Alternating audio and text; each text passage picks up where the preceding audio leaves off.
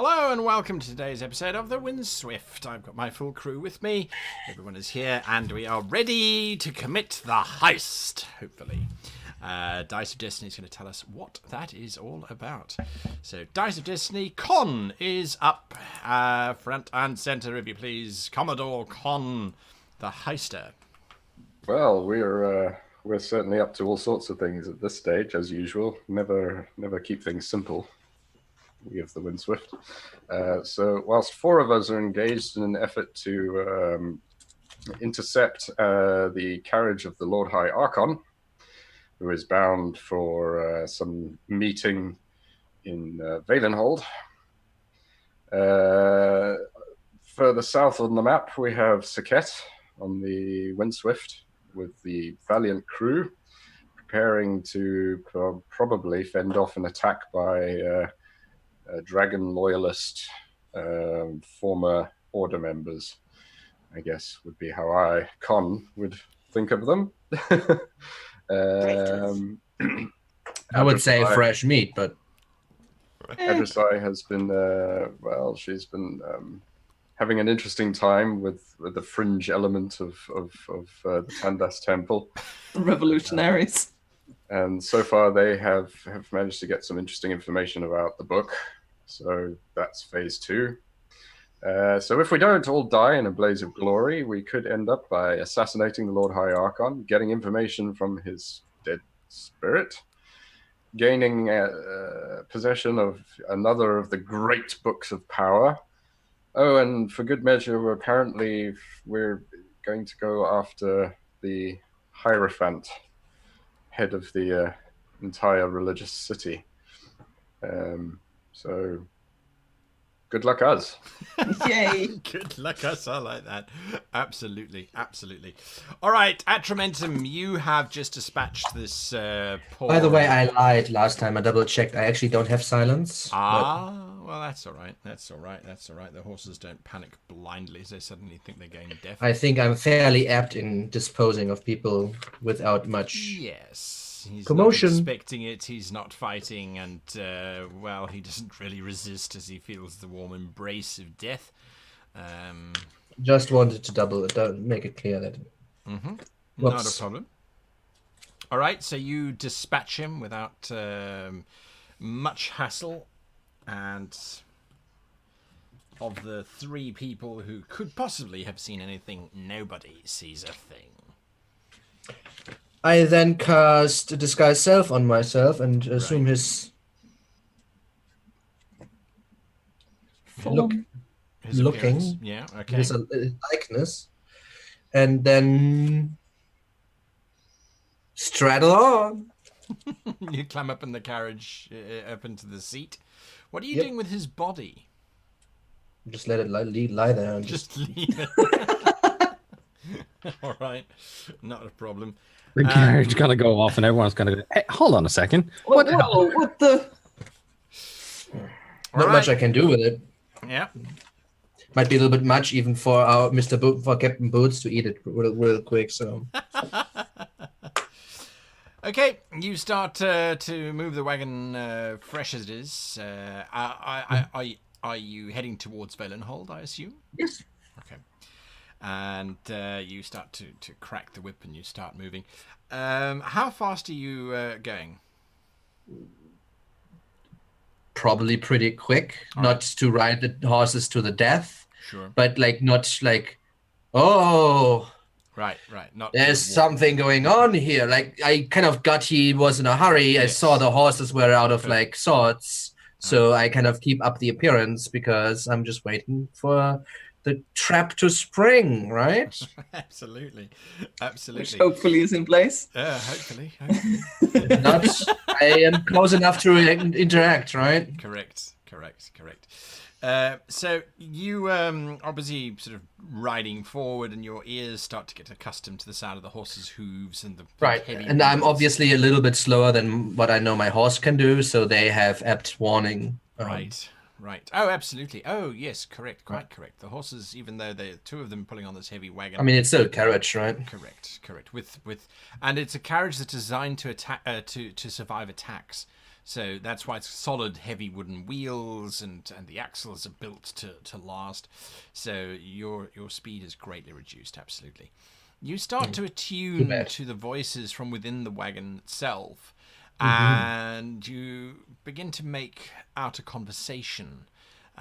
There is a little vent just behind your back. You sit against the top of the carriage, basically. And that vent is partially open. Whether it's sort of rattled loose or they just forgot to close it, you're not sure. But the gist of the conversation inside is that the one occupant, whom you assume is Dengathwin, because he speaks like someone who's used to being in charge, he also has quite an old-sounding voice, is emphatic that they must get to Valenhold as fast as possible, and these delays are unacceptable. And then a more submissive voice placates the figure. We are going as fast as we can, my lord. I could not help those guards. They should not have come out to see us. I don't know what the Lord was thinking, trying to insist we attended to the meal. They will recover and report that... I don't think they will report anything. As a matter of fact, they fell asleep on duty. And no one is too keen to admit that. Yes. So I now kind of get that there are two people inside also. You don't hear any other voices, correct. You also take note that the top of the wagon, it looks like it's made out of wood, solid wood. But in actual fact, it's canvas that's been painted to look like wood. And you suspect it's basically a weight issue. You don't need a solid wooden roof. You just need a covering. They would have needed it. Not too bad. So that's what you realize. So canvas in the sense of I can just cut through it if I want to. Yes, you think you could. Fairly easily. Correct. And so the wagon continues on. Night falls, and you don't get any orders to stop moving forward. But it does start to become not difficult because it's a pretty straight road through pretty flat terrain. It just you have to slow down. The horses just refuse to move faster than a walk at such low light. And eventually there's a rapping on the wood behind you. And the younger of the voices says, "Driver, we can stop here for the night. We've gone far enough. Please set up camp."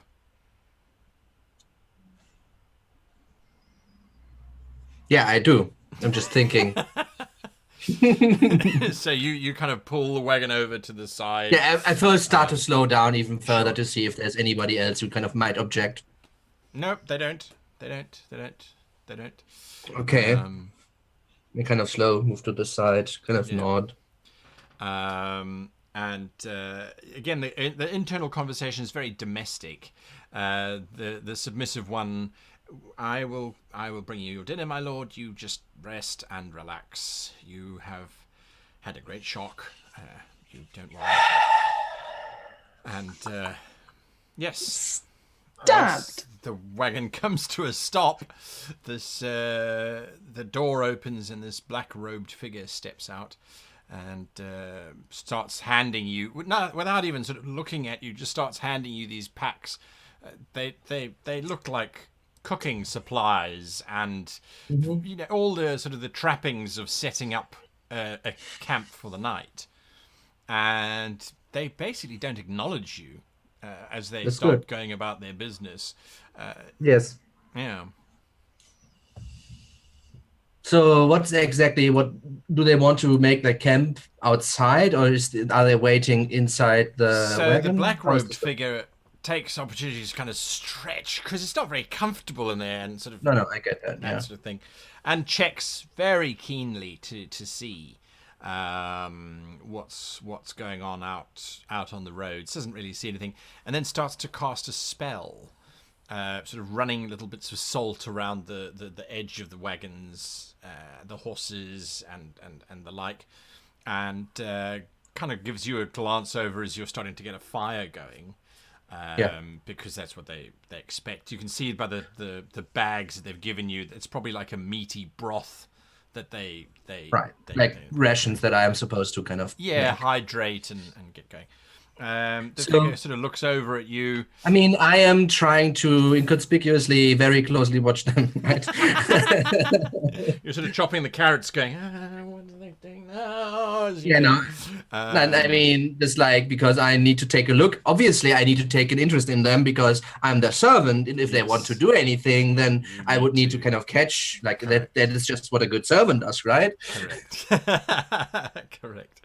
So that she kind of throws a glance over at you, and you see that it's a young woman, as a matter of fact. Maybe in her early 20s or so. She looks elvish, but the way she speaks is not from the Empire of Athene Basul, not by any stretch of the imagination. Right. Difficult to tell in the low light. I wouldn't, like, my character wouldn't be aware of the ISLs, right? No, not of the ice elves at all. Correct.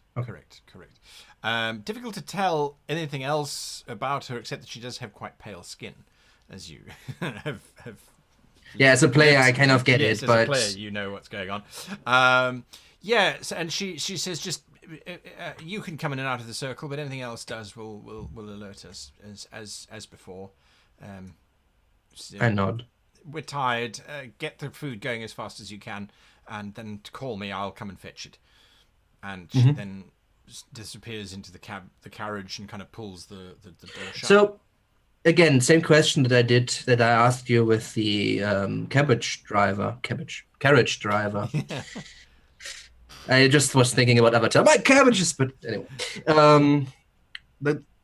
So obviously she is a mage, and I know this. But the spells I've seen her cast thus far is Allure, Alarm, and Sleep. Correct. That's level 1 and level 1. Yes. So just from how she kind of carries herself and how big the tomb is on her side, kind of situation. Yeah. Right. Like, I also want to size her up, because if I deal with this tonight, which might be the easiest way, I want to know what I'm dealing with. I kind of have an idea, obviously, about the Lord Archon, but she is like an unknown, and I want to figure her out. Right. Yeah, she you get the sense that she is still the way that she casts the spells and things looks as if she has done it for quite some time. And so the way she carries herself, there is a certain amount of confidence. The tome that she does have is I don't want to say it's huge, but it's definitely got some volume to it. Maybe she's, I don't know, capable of defending herself, perhaps. The sleep spell was calculated for the 4 guards. It kind of made sense. Sure. No, I got that. I was surprised that the mares didn't sleep, or they weren't on. What you said, riders. They were anyway, on horses. Yeah. Anyway, okay. So, okay, one last question, and I mean, I would have done it, but we didn't specifically speak about it. The magic item that I got from our good friend and the 2 poisons, to have them with me. I don't see why you wouldn't have them with you. Okay, I just wanted to clarify that before I'll do any stupidities and then be, oh wait, shit. Right? Right. All right, back to the 3 of you, Jordik, Con, and Adrasai. It's evening now. What are you doing? Anything specific? You don't have to necessarily do anything. Get a good meal. Yeah, I suppose we meet up. Yeah, absolutely. Eat together. Not difficult. I want to suggest I could send a message to Atramentum, give him an update. The things are going well, which they seem to be doing. So is my horse there yet? Or is this like... Not yet. Yeah, it's just before the horse arrives, yeah. That's fine. 25 words. Let me I guess think. we assume we're back at the brothel then. Yeah. You've all got back to the brothel, yeah. So what should we say? Just things are going well. Guards are not paladins. Not all guards are paladins. Yes. Have planned to replace 3 guards. Please confirm time frame. sure. Give me a little bit of time. I need to figure out how I want to. All right, so you kind of Yes. send this message off to Adrian. Yes, basically that. Gods are normal schmucks. Everything's going well. How are you? Weather is kind of okay, a little bit cool. Yeah. Jory can beat up. Miss you, love. Bye. Mwah. Oh, and No. by the way, don't forget to... And then, of course, you run out of words. Yeah, 25 words. Very important. Oh, shit. Wait, that's not. Absolutely don't. All right, that's you send that off to It's very casual, not very efficient at all. Right. Just sort of approximately 25 words. Sure. Things are going well. Gods are generally Yeah. schmucks. Ready. How are you? Good. How are you? I guess sometime tomorrow night we need to replace our. During tomorrow we need to pick our targets, replace them in the night, I guess. Yes. To be So ready that we can during show up the and- day. All right. I mean, you should show up. I mean, depending on when they arrive, if you should Well, be there for the morning This all shift or the hinges afternoon. on if we can get some sort of clarity on how long. Yeah. Till Yes. I mean, I can keep casting sending. I just don't really want to do that too many times during the day because we've the asked amount of once. spells I can cast. We've asked once, so hopefully Atramentum will be able to reply and we'll Yes. have dinner. All right. Do we intend I do hope the to, Windswift's all right. do we intend to use other size fancy magics to change our appearance to fit the soldiers? we go Can to only the do it barrack? to me, I'm afraid. Oh, I see. It's a me thing. Because they might be a little bit upset when we three show up instead of the original The soldiers. purple powder guy. Yeah, Oh no! the pink puff. He's here. So how Yes. do we intend to solve that? I mean, I I- may have a solution. You also use Even auto if save, I- right? Even if I could go learn the spell, it's not. I could only do it to one person at a time.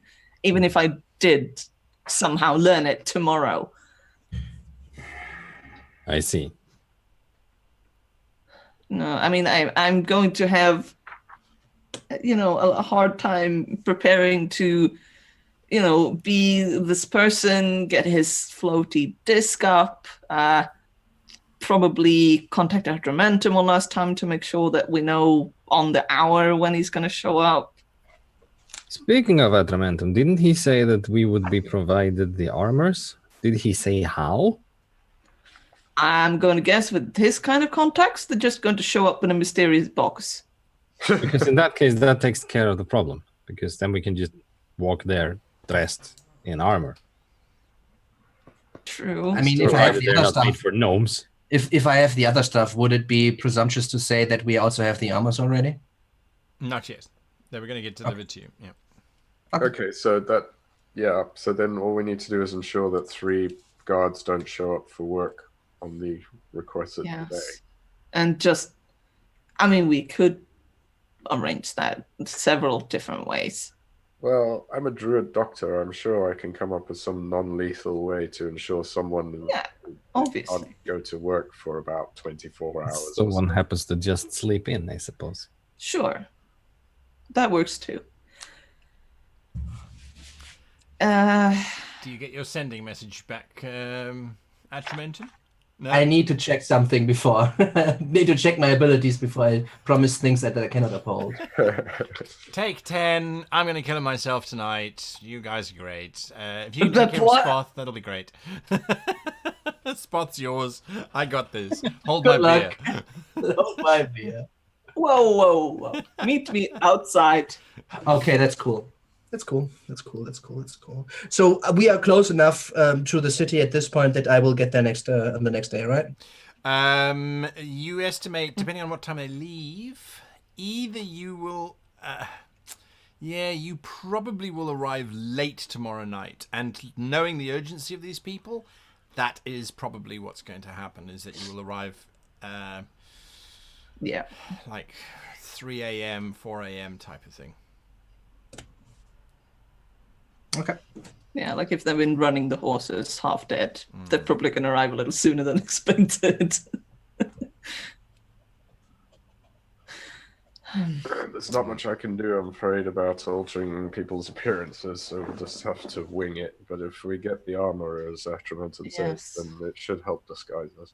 Hopefully they won't ask too many questions about you coming in wearing armor and why you're not opening your helmets. Your serious business. Yeah. This is got a lot of ways it could go badly, but I mean, hopefully it will be busy enough. I don't know. Depends on what type. Someone questions you, just slap them with your back of your hand and say, "That's a stupid question." Apparently, that's how they do things there. That is true. That is true. Sekhet, maybe we can arrange a distraction of some sort. Set fire to something. I don't know, like release a rhino. I don't know, anything. How about we do not draw more guards to? No, but we draw the guards trying to get guards away from the place so that you can get in position. And rhinos are very common, of course. So grabbing one of those. Obviously. I don't know. Don't you have rhinos here? What's wrong with you? Guy, can you really quickly tell me the head priest of Raft? I think I didn't write him down. What was his name? The head priest of Raft was Lord Rel Rathwin. Oh, okay, I didn't write him down. Okay. Rathwin. Okay. Yeah. So, sorry, Sekhet, you watch as this ballista is rather expertly hoisted up the cliff by the 8 burly barbarians with Hurricane and Cabin kind of supervising. It takes them a good 3 hours to get it to the top of the cliff and load it in and clear it, and then eventually you see the first magic unit discharge as it goes and fires out over the ocean. I hope they're not wasting ammunition up there. But and then Mios comes running up to you. You can see that Hurricane has decided to take a bit of initiative and has taken some signal flags with him, and he signals down to the ship, and Mios is kind of standing there sort of counting out, and he looks up and he says, I think they're indicating that they're ready, Commodore. They think they can do it. Great. Wonderful. Well, indicate that's wonderful news. Back. Yes. Okay. He goes and he sort of stands, and you see him very diligently sort of squaring his feet, and then he takes one step to the left and then one step to the right, so that he's in the proper arched form, and then he sort of stands out with the 2 flags a little bit unnervous, and then he starts to raise and bring it lower and slowly signals something, and then he kind of turns and he just gives you this great big grin. And you can just see he's got this big welt on his forehead as he gives you this grin. Message sent, Commodore. Well done. I see we've really improved on our semaphore alphabet. I have been practicing, yes. Yes, I can see that too. I'm so proud. I suspect that's how we got the nice bruise on our forehead. Smacking yourself with the flag. Yes. Yeah, he says. Yeah. Baby. And then he kind of. Well, why don't you go and get some something to eat, and try and fraternize over. Yes. Yes, I need to go to the. I'm Hurricane's relief while he's off ship. I have to go and get the crew meals ready. Oh my God! Okay. Good Lord. He goes rushing off. Mios, stop. Mios, no. I mean, your cooking last time was not very. Oh God. I've been practicing. He says as he sort of runs down the stairs. He's such a good boy. Who's a good boy? Yeah. That's Mios. He's a good boy. Not 9. Mental note to self. Cook your own meal tonight. Yeah, do not send the cook off the ship. So Captain Tye comes up to you and says, We have secured the ship with all the anchors that we have. She's obviously not used to being in this kind of situation. Should I have the skiff on standby just in case we do need to abandon the ship?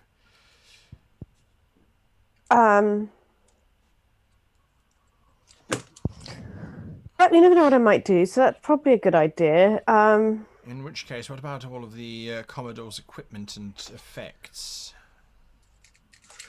Well, make sure you put advertised books in the skiff because There's a lot of I don't want to deal with them if he loses those because that's not going to be pretty. So make sure those are in the boat, and then Con's healing potions are very, very important. They need to be in the boat, and there's his little plant that he talks to. Yes, should I take that? Definitely the plant that he talks to. I think he's very attached to that. That's why he talks to it, and it does something clever. So put that in the skiff. I don't think I've brought the book either, the towel. All right, so we need definitely to go in the skiff because we're not losing that. And I'll begin evacuating the ship. Well, I'm hoping that we don't have to evacuate the ship, but just make sure the most important stuff. I mean, I'm pretty sure if you have a look in Jorik's cabin, and it won't be marked in there because he tends to carry most of his stuff. And as for the tiefling, did he have anything when he came on board? Not that I'm aware of particularly. I'll make a thorough search, don't worry, Commodore. So yeah, mostly con and Adrasai's stuff, especially the plant, especially the book. Especially all the books. Just take all the books that you can find in their cabin, please. It's going to be fucking full. The preparations continue. You notice that the barbarians are all climbing up into the upper masts and the upper rigging and taking in all of the sails and things. And they look like they're practicing, and as a matter of fact they actually do, jumping from the top of the mast into the water below, sort of judging distance as to how far they can leap before starting to go downwards. Someone misjudges the distance and ends up on the deck. Yeah. No, thankfully they don't do that. They're a little bit smarter than that. I'm presently impressed that they have more than 2 brain cells to rub together. So this is good to see somehow. Yeah, so that's those are the preparations that are busy happening there. Atramentum, back to you. Do you have your 25 words? I may do with 20. Oh, there we go. The answer is infiltrated carriage opportunity until tomorrow. Stay ready. Arrive evening, night. Go to Temple of Raft, Lord Rathwin for equipment. Please tell me questions. That's what you get back, Adrasai. I scribble it down and sort of show it to the other two. Wow. So tomorrow night.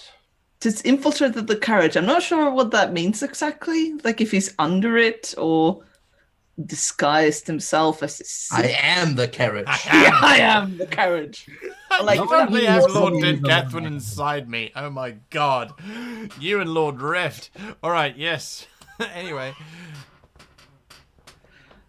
Right, I guess we should go. See, we could check with Lord Rathwin tomorrow if the armor hasn't shown up. I like that he took the space to include please. I really appreciate that, I have to say. Okay, so we need to be at that gate in our disguises tomorrow night. Yeah, tomorrow evening or night. Very All good. right. Well, better earlier than late. Fine. I'll deal with getting the armors. Well, there's a timid knock. So wait, was it tonight or tomorrow night? Tomorrow night. There's a knock at your door. I said until tomorrow, arrive evening, night. Yes. There's a knock at your door. You're sitting in someone's room, I suppose, having these conversations. Yes. And this very, open it. very beautiful young woman looks in, and she says, "I am terribly sorry to interrupt you, but there's a horse looking for you. At least we think it's for you. No one else seems to own it, and it was most insistent that it gives something to someone, but it's not... Since you're here not using the facilities too much, we thought it might be for you." I'll go have a look. I want to see this horse. I thought you would. Let's go. You step outside, and Pebbles is definitely standing there. The moment Pebbles sees you... Yeah, you actually didn't see this Pebbles. We've never seen Pebbles. Oh, you haven't seen this particular Pebbles, yeah. So there's this horse standing there. It sees you, it sort of wanders over. And Jorik, it seems as if it tries to ass bump you, because it tries to rub its back quarter against you, hitting the saddlebag against you. Because I assume that's where you put the note, Blackstone. Atramentum. It's very friendly. I'm not good with animals, but like is this part of the I'm just gonna check in the saddlebags to see, is there an owner's note or something? Maybe this is some brothel thing. Don't look at us, she says. We provide... I don't want to be involved in it in that case. So this is actually, again, like you saw before, basically with a jackass kind of riding off, right? This, again, is a very majestic-looking horse, aside from the long hair, like on his ass and on the mane. On the mane, right? Is there's still hair, but it also is like smoking. But there is a note. But there is a note here. Yeah, there is a note in the saddlebag. Yeah. And what does the note say? I will unfold it. It tells you a very similar thing, that even a little bit more eloquently, I guess, a little more wordy, saying basically, I'm on the carriage as the rider on my way to Valenhold. Similar information that I gave you before, right? Like gonna arrive there probably the next day. I probably didn't necessarily know like if they actually arrest and whatnot, but so just the next day without the kind of evening part, and get ready for me to arrive. But there also might be an opportunity for me, and if there is, I will take it. I'll just say, it's from Atra, apparently. I don't know why he's sending a horse, but let's get back up to the room and Because he wasn't pat the horse on the back. Thank you. You're very, very fancy. I give it a snack. We go up to the room and Jorik looks befuddled. Why did he send a horse? I don't know. I cannot call you. That man is strange. Anyway, he tells us he's the Lord Archon is coming tomorrow. Yes. Yes, tomorrow. And apparently Atra has infiltrated the carriage somehow. He's on the carriage, I suppose, or maybe he's hiding. He can be invisible, I know that, so... It says in the letter that he's the driver, right? Yeah. Oh, all right. Fair enough. Don't know how he did that, but okay, fine. All right. So I guess that leaves us a day. Yeah.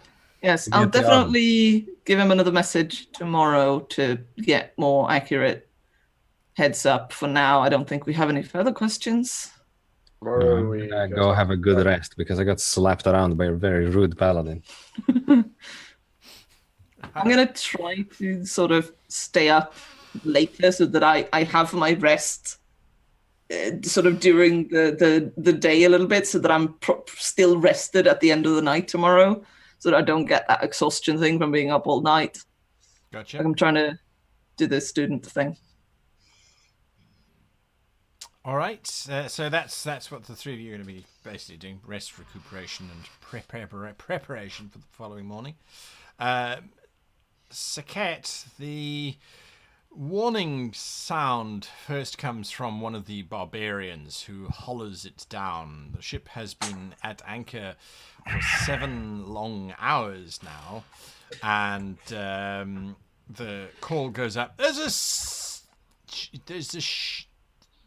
in the sky, and everyone sort of looks up, and you can see a similar Charger class airship gracefully sliding around the cliffside, and she doesn't rest in the water, but she comes down very close to the water's edge, about, I would say, maybe 100 feet away from the Windswift, and flags start waving around. Mios comes and scampers up next to you and starts spelling out each sentence. It's the sun So, yes, chaser. well done. Yes, sun chaser. They want to send a ship for you. No. They can send their captains over and tell them to bring Pearl. Okay. Lily wants to see Pearl. He starts flagging it out. Then there's another response, which he says, it says that I invited you first. Does it make any sense to you, Commodore? Yes, it does. And you can tell him after our last dinner, he can bring it over here. Okay. He'll know. I have to start. All right, and he starts trying to remember how the hell to write out that whole sentence. He starts doing that. Captain Tye steps up next to you. Yes, Ty. Is there a reason why they're 100 feet away from us, do you suspect? I have lots of suspicions. I mean, they've already broken order protocol by not being in the water from about 6 miles away, and therefore, if anyone had seen them from shore, they would know that we have flying ships, for example. Ty, Right. there are problems here. You want me to shoot at them? Says Badger from the ballista chair. Badger, just hang on. Wait a minute. In fact, maybe we should ask them why they are breaking with order protocol and not in the water, since Right. they are very close to the shoreline, and see what they say. Poor Mios. But let's just get an answer about dinner first, Mios. Okay, and then he kind of carries on signing. Eventually, It's there's a shame Yorick isn't on the ship right now. Missing to make it a perfect moment to make a Klingon impression. Yeah. Target the engines!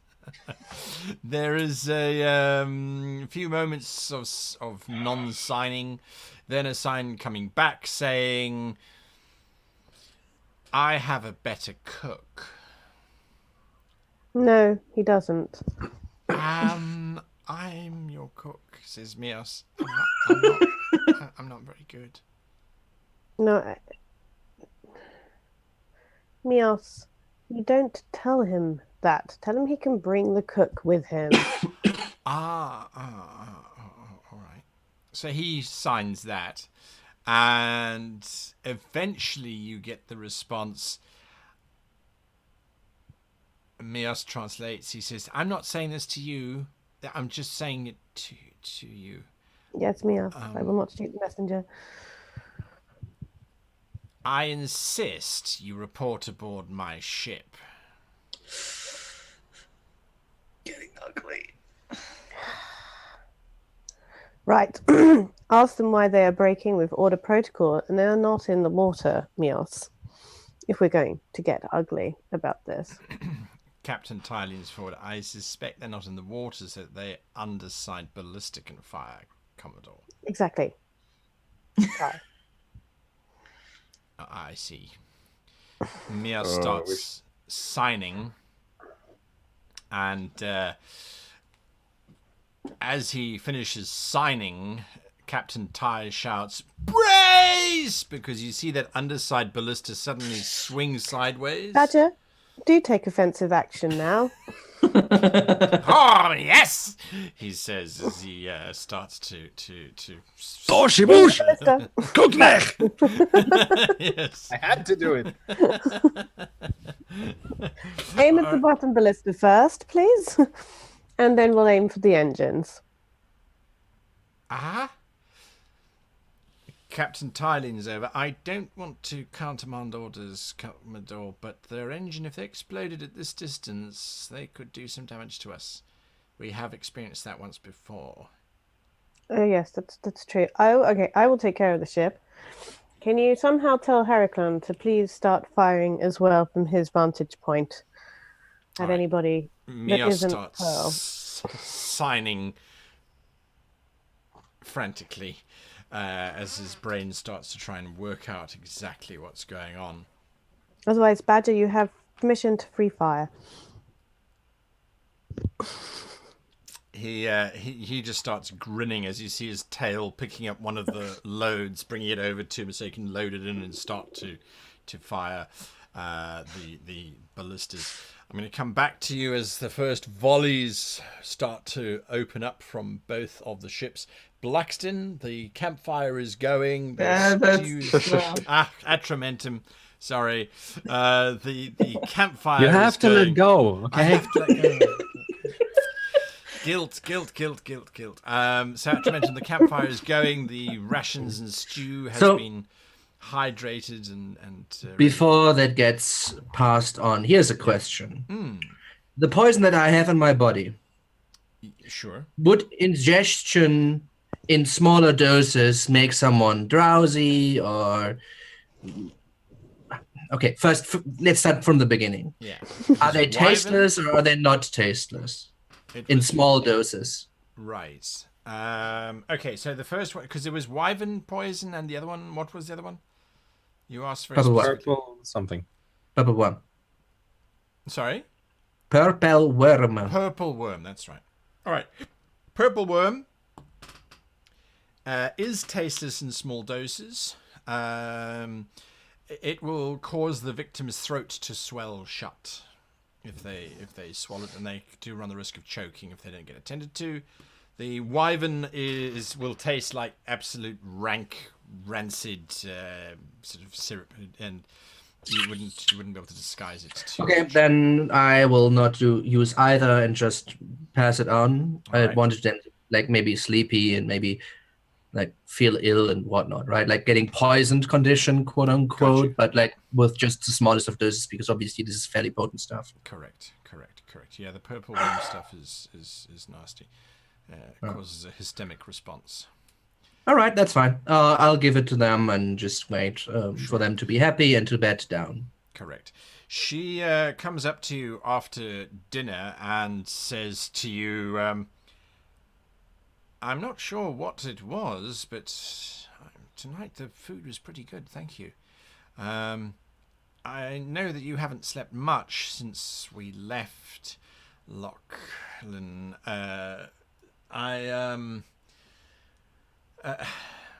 You will be rewarded very handsomely when we get to Valenhold, and you are doing a great service for Tandas, you understand. We have a very important mission to accomplish. We will sleep for 6 hours, and then at first light, we need to be moving as fast as we can without killing horses. Okay, not theatrical, just I let my shoulders slump a little bit, so it's dang, okay, sure. And then I nod. All right. Yes.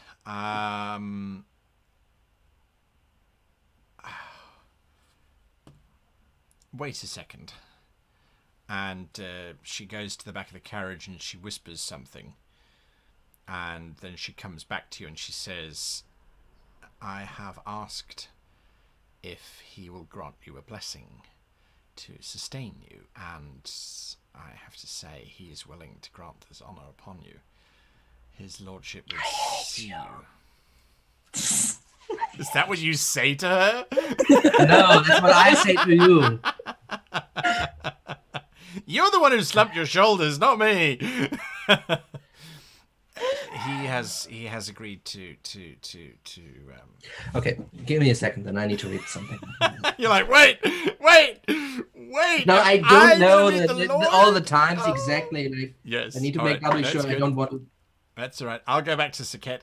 Sekhet, would you please give me an initiative check, if you please? Yeah, I can do that. Just give me a minute. We should have like the music from the Wrath of Khan Yes. playing. Well, badly copyright and all of that. But yes. Ooh, natural 20. All right, you are going first.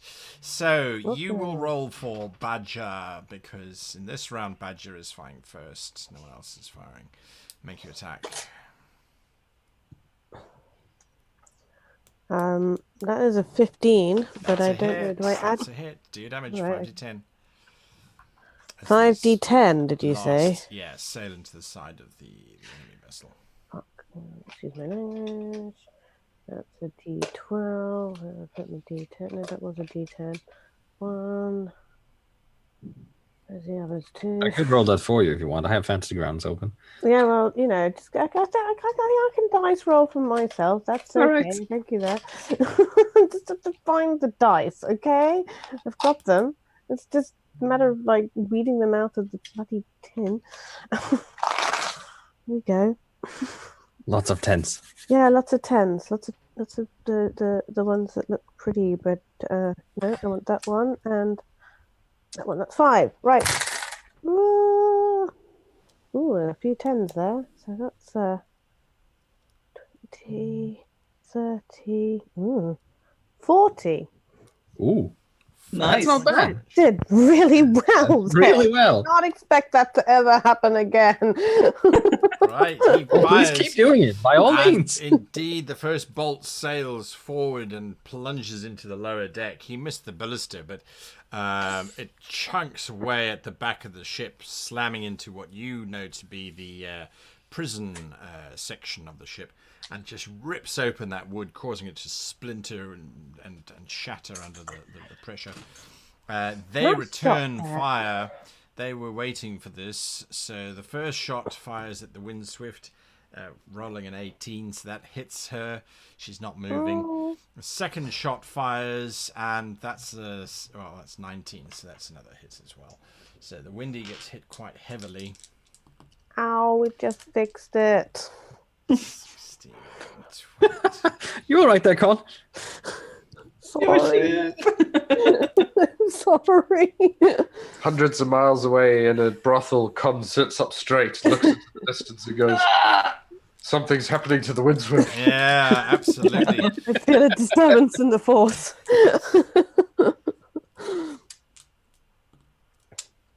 What's that? Is it 9? It's a 6. I'm taking it as a 6.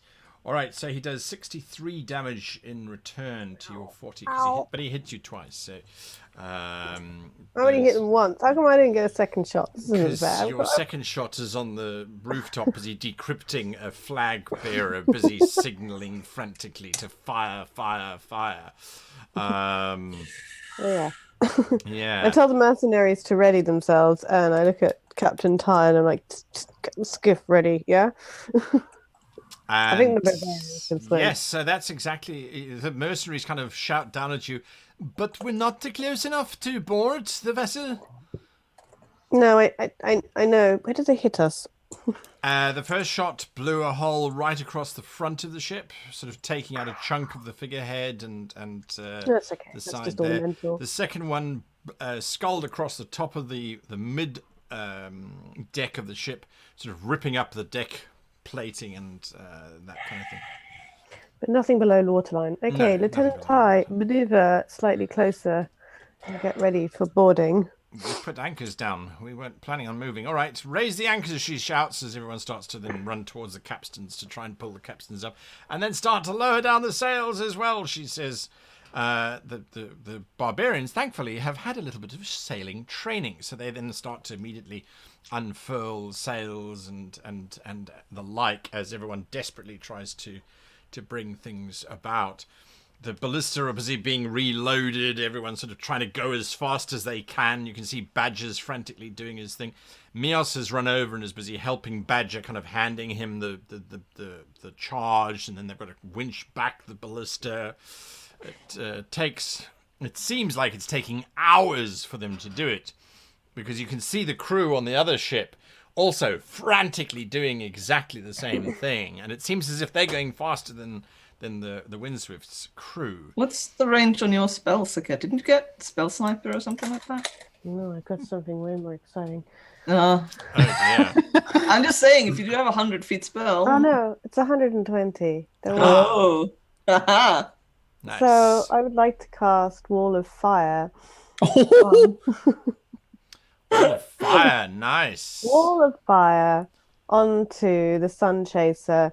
I would like the side that does the most damage, of course, to be the decking side of the Wall of Fire, because Right. having read the detail in the manual, thank you, manual, I see that it has this rather little nifty thing of one side of the wall, selected by me when you cast the spell, deals 5d8 fire damage to each creature that ends its turn within 10 feet of that side or inside the wall. Nice. Ooh. Nice. So a creature takes the same damage when it enters the wall for the first time on a turn or ends its turn there. Gotcha. And the other side of the wall deals no damage. So that will be the side that's water side. Yes. Good thinking. Real good. All right. You throw There out is the a brain in there somewhere. It just sometimes doesn't work, but you have to forgive it. It's got problems. Happens to a lot of women in my situation. You throw out the fire line and do your damage. Yep. 5d8, you say. 5d8. All right. It's worth saying that they have to do a dexterity saving throw. Sure, the crew do. Yeah. Yeah. 5d8. That's a d8. That's a d8. I know I've got one more in this little collection of things somewhere. If the cat hasn't stolen it. Possibility. 5d8. Ooh. That's 16 plus that, which would make 22. Which would make 27. Also, another important part is that the wall is opaque, so they cannot see through it. Aha. Well, opaque means that it's a bit like a bathroom window. You would see. Yeah. So we've had Yeah, this discussion in before. terms, you cannot see through it. But yes, sorry, where was I? 27. 27 damage. All right. 27 damage. There's some screaming. Make an attack for Badger, please. Yep. Roll a Just checking. I can only cast that once, so I will be holding it. And in fact, did I put that there? No, that's not the right dice. Oh God, help me! I put it down somewhere. There we go. Now, do I use my spell attack? No, because I can't. Do I use any sort of? Oh, Just you give me just the roll value. the die and Just badger roll it? skill. Well, that's a 13. I possibly 13. That's missed. a hit. 5 to 10 damage. Oh, I'll let you calculate that awesome. out whilst we go back to Simon. Okay. So I will kind of nod and kind of with my head down, kind of approach the entrance or the Right. door of the Right. carriage. Inside. Not daring to look up. Oh, you're not daring to look up. All right. So even with your eyes down, you get a sense that inside there's obviously some candles that have been lit to give them some light. Right. It looks as if there are just boxes of gold just everywhere, and gemstones and just all manner of treasure basically is filled inside this bloody thing. And this withered hand comes out and says, I understand that you are helping us and your sacrifice is noted. But we must all press forward as fast as we can. In the name of Tandas, I beseech thee that he grant you the strength to continue on this journey. I kind of nod. You may go. Shuffle. You shuffle away. The woman comes up to you and she says, that was a great honor that he bestowed upon you. He hasn't done that for anyone in quite some time.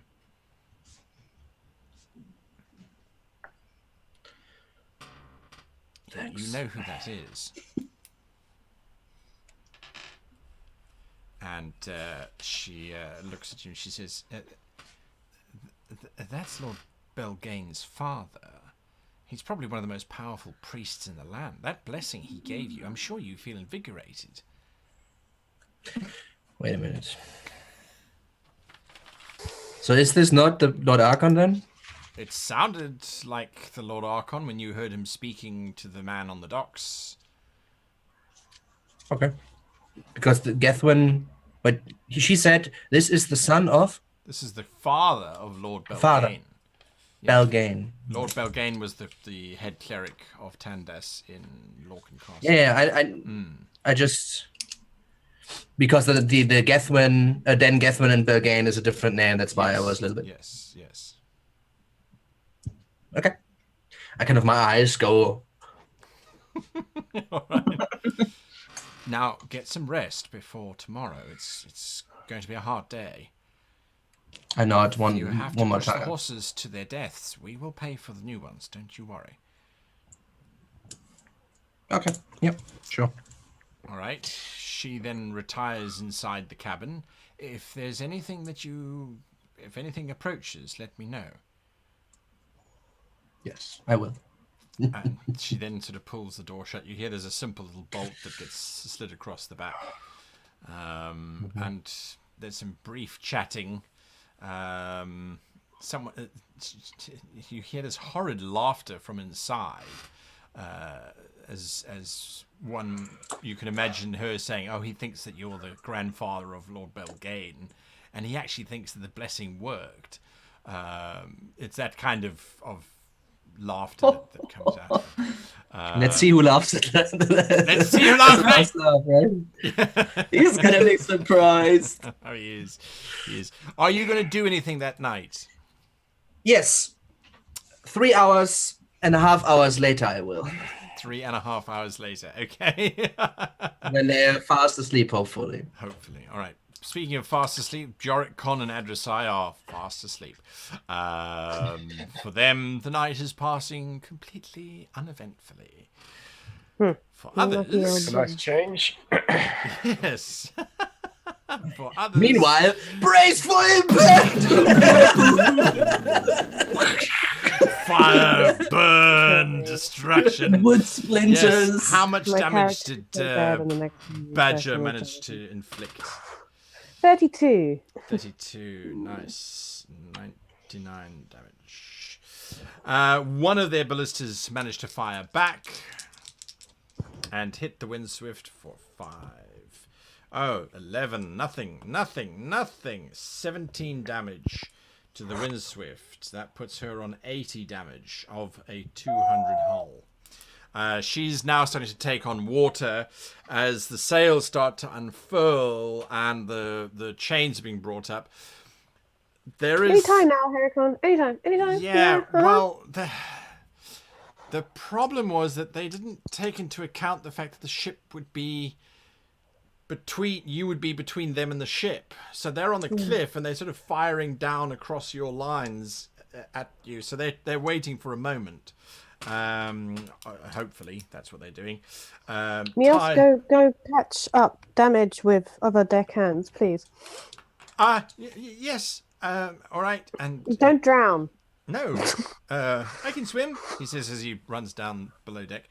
The A sailor who can't swim. yeah, the barbarian captain comes up to you and she says, "This is not what we had expected. I think someone has made a mistake." Yes. Wild laser. I don't know what you're talking about, but just get ready for boarding and avoid. I will take down the wall of fire as we board, but at the moment I will be holding the wall of fire, and you are going to break my concentration if you keep complaining. Yeah, concentration's very good. Do you want a back massage? I sometimes help. That helps me to concentrate. Yes, I've got good Swedish hands. Just exercises. Anyway, no, mind on You use business. the elbows, right? And the Get wall real goes. pressure on. All right, No, so no. yeah, she kind of turns around and shouts to her men something in barbaric tongue to get ready, and you sort of see them holding onto sails and things. They weren't planning Alright. for a mobile. And the question is, Jenny, what does she say to her in the barbaric tongue? Åh, vad stel du är. Nu. Yeah, exactly. You see, Oh, very just barbaric. helt du Sätt fart nu era latmaskar. Kom igen! Kom igen! Nu ska vi hoppa på deras skepp och vi ska banka skiten ur dem. There you are. There you are. Yes. Language You can rating pretty of the much show barbaric just to me. went up. For our barbarian viewers, little Easter egg. So the ship starts to move towards the enemy ship. The enemy ship, of course, is still on fire, and the two vessels start to, well, as soon as they see you starting to move, they start to move. They're a lot more agile because they're still hovering above the waterline. They're not in the actual water itself, so they start to pull away quite quickly. The flames, your range is 120 feet, so it will burn next round, and then it's going to vanish because they simply just get too far away from you Let me double check that. for it to be sustained. So Maybe things have caught fire by then. yes, Yes, I don't absolutely. know. There are 4 crewmen Hopefully that a lot are of on people. fire as well. Well, As they this desperately doesn't try say to. about setting anything alight, which is rather boring. but No, I'm most fire assuming- spells in D&D 5th edition don't set things on fire yes. because of reasons which I won't go into now. I did a whole video on it. So I You feel said your this pain. before. Yeah. But It's nonetheless, annoying. flames and Like things are sails spreading. should be on fire and things like that. But anyway, Yeah. All right, Um, so Right. the ship Guy- is starting to pull away. Guys, since I don't want us making mistakes again, Player's Handbook, page 203. Yes. Once the spell is cast, the effects aren't limited by its range, unless the spell's description says otherwise. Okay. All right. So it Okay, can still be right. concentration must still be maintained then. Yeah. Yes. Okay. So if she's Alright. getting shot, or if she does another concentration spell, it Correct. fizzles, but otherwise. Yeah. and Right. not planning to do another Good. concentration. All right. Now in you that could case, then, argue that she casts it on a point and not an object, and then if it moves, it just like it moves away from the point. I mean- Yeah, I'm not going to do that. I don't care. The ship's on fire as far as I'm concerned. All And right. it's, So as far as I know, Sekhet. it's another spell that requires concentration. That Yep. would mean, yeah. So that's great. So I'm wondering if it's not still 100 feet away, is it? No, it's about 130 now as it starts to swing around you. They're going to start moving away. Mine. The Windswift's just dealing too much damage. Right. Well, let's see if we can get Badger to have another shot, and maybe at this point, Heracon can actually get over us and hit. get over himself. Oh no, wait, no, Shoot! sorry. Well, I think he's thoroughly distracted by all the oiled up barbarians around him, clearly. Yeah. All right. So do your 5d8 points of damage, fire damage, if you please. 5 damage, 5d8s. Yes, 1 moment. Those over here. Oh dear. That's 10 plus that. That's 20. 23, unfortunately, on this occasion. That is still a significant amount of damage as the ship's on fire. Badger can make his attack. Roll your d20, if you please. I'm going to roll my double attacks back at you. 17 is a hit. That's a miss. What did Badger get? He got a 17. That's a hit. So you can do your damage. Yay. Yeah, that's this dice All over right. here. Now, it doesn't really... Whoops. Okay, that's that. Give me a second, because yeah, that would be 16 plus 9, or rather 9 plus 16. I don't know how I'm going to do this. Wait a minute. If we have 14 plus 16, that makes 30. 36. Right. 30, that was only 36. All right. So you're blasting into it. It's basically just holes all over the place now. However, she has returned fire, and the Windswift has taken 105 points of damage in total. So total. far. Yeah, the enemy One has is- taken I'm so dead. 148, so you've definitely dealt more damage to them than they have dealt to you. And Hurricane hasn't opened up fire yet either. Hurricane will do so now, and his first shot is an 8, so it goes wide, blasting into the waters next to them. But what it does do is that they see this happening, and she accelerates away from you as fast as she can. So by the end of the round, the ship is now easily sort of 300 feet away from you and gaining altitude rapidly. Nope. There is a cheer from the barbarians as they all go, "Yay! We have won! Yes!" No cheering presumptively, please. We don't know. It may decide to do an aerial attack still. I mean, it's still burning, right? Yeah. All right. So I'm still concentrating here. Sure. How long does the spell last for under concentration? 1 minute. All right. 8 more rounds of burning. Sure. That's a lot of damage. Hopefully they can put it out before the ship suddenly explodes in midair. The ship is sailing away as fast as it possibly can. Badger looks up at you and he's like, I can't get shot from here. It's too far away, yeah? I saved ammunition. We saved the ammunition and hoped that either Heraclon or the other gunner, who I've forgotten. Oh, God. My brain is terrible. Yes, that he takes over and takes the shot next time, because what was that? I don't know. Captain Tye looks at you and says, do we stay here, Captain Sekhet? Well, yeah, I mean, like, we can't chase them up there, can we, Tye? No. Do we go back to anchor is what I'm asking, Commodore. Well, yes, we better make repairs as fast as possible, because I don't want to face Con as it is right now. No. Right. Yes. Okay. Anyone spare is planking up what we can, please. Gotcha. And encouraging the ship to grow. Lots of positive thoughts for the ship. And the ship's gonna be so pissed at us at this point.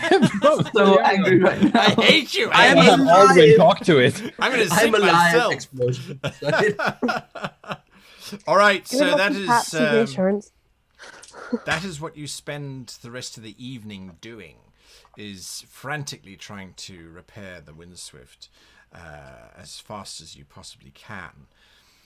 No one sleeps. Everyone works as hard as possible. And now we go back to Atramentum 3.5 hours later. Exactly. Exactly. So first question is, like, I kind of slept, Sure. right? And now that I'm fairly certain that at least if they're gonna go to sleep, then they're sleeping at this point, Sure. right? Sure. So first thing is the small shutter at the back of the seat Yes. of the carriage. If I kind of take a look inside, not like this, I just want to know if there's any light. All right. You look inside, it's completely dark. Oh, that's good. Then the artifact that I got, which disables all magics, Correct. I have it on the standby. I will summon my weapon and coat it in poison, Sure. and I will cast darkness on the carriage. Okay. Even people who can see in the darkness, like elves, cannot see in magical darkness. I, however, can see in magical darkness. As long as it's your magical darkness, I suppose. No, any magical darkness. I always can see in darkness. As long as it's darkness, I don't care. All right. Because rules. Because I'm just checking to Warlock. see if I can see in darkness. only warlocks can see in darkness. Only warlocks with a devil's sight can see in darkness. In 5th edition, right now, there is no other way. as I am aware of. Yeah, that's good. It's fine. Maybe true sight, I don't know, but it needs to be active to work. Sure. Okay. And then? I will try to silently open the door. You know the door has a bolt on the inside. Right. Okay. In that case, I know that the HUD is this is a cabrio, so I can just like open the can from the top. Cut the canvas quite. I mean that seems to be the easiest way in, right? Sure. Absolutely. All right. No problem. So I will then try as silently as possible, very aware that as soon as I hit something, I will change my approach to this. But I will try to get in there as stealthily as possible. Sure. And okay, so I mean, if it's darkness or in there already, yes. Let's take a look inside through the hedge first. All right. Yeah, you take a look inside the hatch, and it looks as if the two of them are sleeping. One is the one form is sleeping in a bed of sorts. The other one is sleeping on the floor next to the bed. All right. Yeah, I'll try to slowly, without much haste, Right. kind of open up as silently as possible the hood of this thing. All right. Give me a stealth check. I'm good with those. Natural 20, so 27. Yeah, that's pretty good. Yeah, do they hear you? Do they roll with disadvantage a natural 20 twice? No, they don't. So they don't wake up. You manage to cut a slit that you reckon you can fit through to get in. All right. And then I will strike the Lord Archon on his head. You will make an attack for the poor old innocent man lying in his bed. It's an automatic crit, right? Sure. All right. So now I need dice, because that's going to be huge. Begin the rolls. Begin the rolls. Let's get rolling. Let's get rolling, one way or another. Ask not for whom the dice rolls. Oh. Okay, so I used... It rolls with that guy. Go with that one. Get him, get him, get him, get him, get him.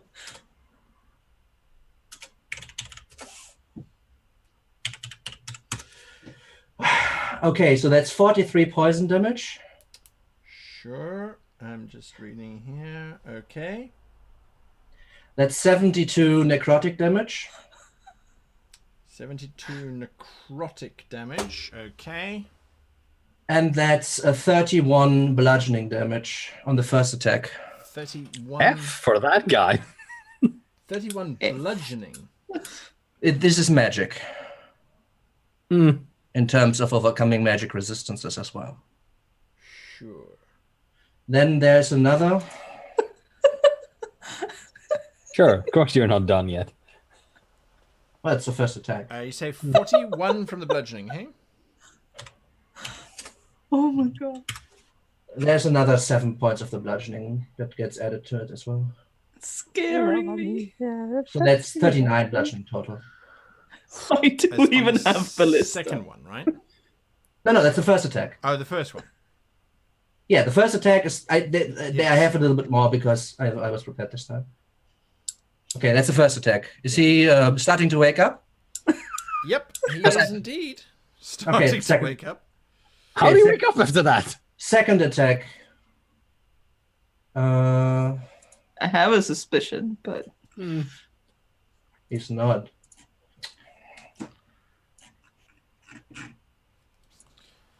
He might be able to hang on. Okay, second attack is 29 plus 17. Bludgeoning. Yeah. 49 poison.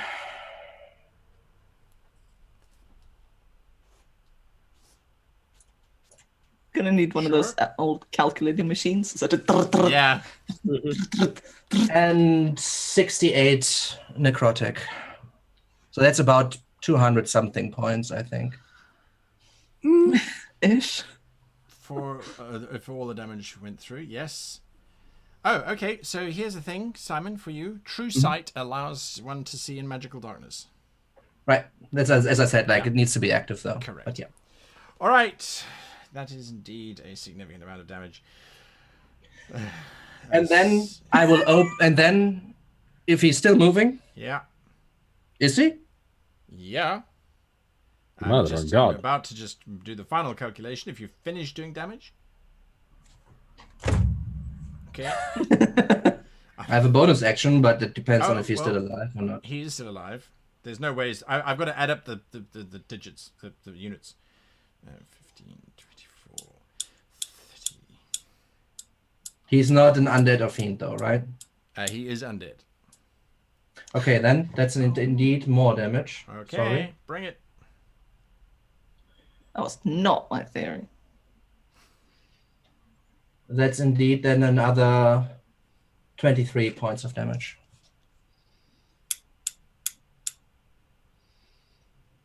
Of what type of damage? Well, technically, the necrotic damage that I did technically is radiant damage, but Okay. All I right. think that fits like thematically very well with the character. Sure. I think I've got it right. Okay. Anything else? So is he starting to move? Yes. Then I open the cartridge with the anti-magic. All right. So that's what you're doing as your free action, is opening up the anti-magic. Not a Mhm. problem. Can we have initiative, if you please? As Sure. he starts to roll over, he's not looking happy 18. at all. 17 plus 3, so 21. 20 on the dot. Dirty 20. So he's acting first. All he's going to do...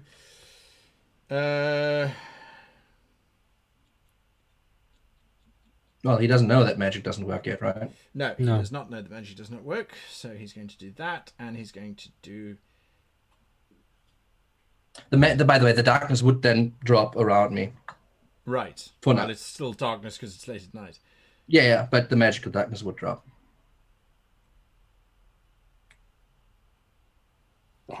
Right.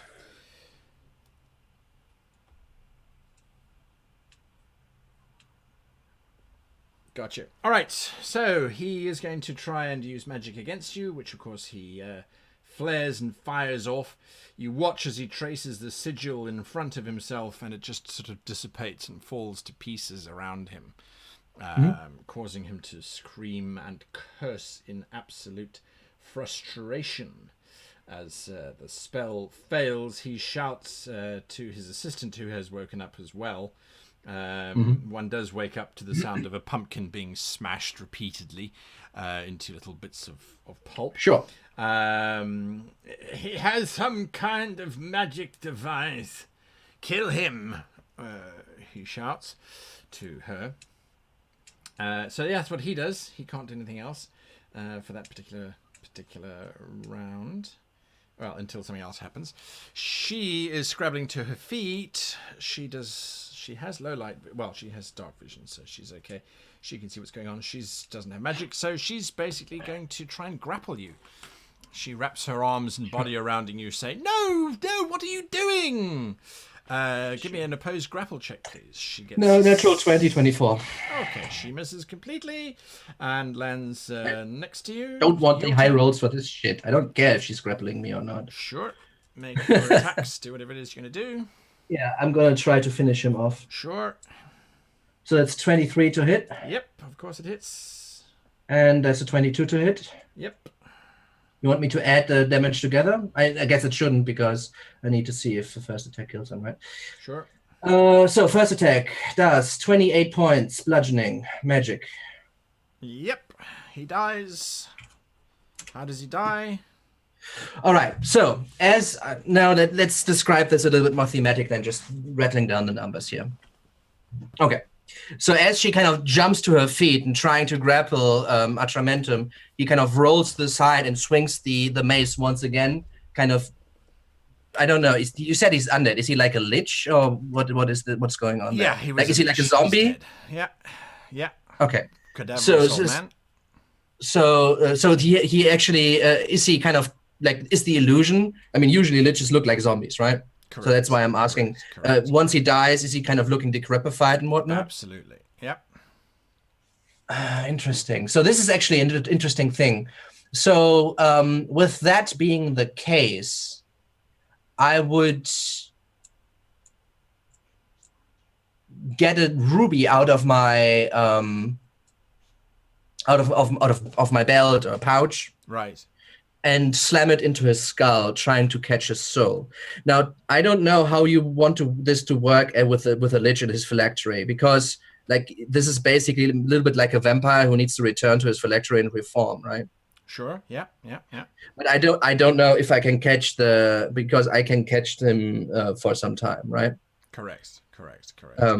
So I don't know if this works or not. This is really up to you. But if it works, yeah, it would be an interesting question, isn't it? Yeah, I suppose the gem fills up because that's All what right. it's doing. It's So supposed to. I slam the ruby in the forehead like Diablo-esque, right? Like when it gets in the forehead, and the gem starts to kind of glow with a glistening light for a second. Sure. As I kind of turn my my attention towards the secretary, Sure. I guess. Yeah. And then try to hit her. 22 hits her. Yep. How much damage? 26 points. Sure. Plus poison, because that's still on. Yeah. 29 points of poison. How does she die? Yeah, she just like tries to grab me, trying to regain her composure, trying to get like this is a small space, as you said. So trying to get her bearings, probably still a little bit drunken on sleep, and then just gets hit with the poison drops to your feet. Yeah. Correct. There is all right. silence. That's good. Next thing that's gonna happen that I am gonna do. I'm gonna drag the bodies outside of the carriage. Sure. And I'm gonna like loot them, basically. See what like magical items they have. See if they have any like letters on them and whatnot. And I'm gonna take the stuff. All right, cool. I'll put a list together for you to take and sure. And after that, I will burn their bodies. Sure. All right, so that's what you're doing for the rest of the evening. Sekhet, you spend the night desperately trying to keep your ship afloat. Can you roll 3d20 for me, please? D20s. 3d20, yes. Bloody hell, guy. No, that's the wrong pot.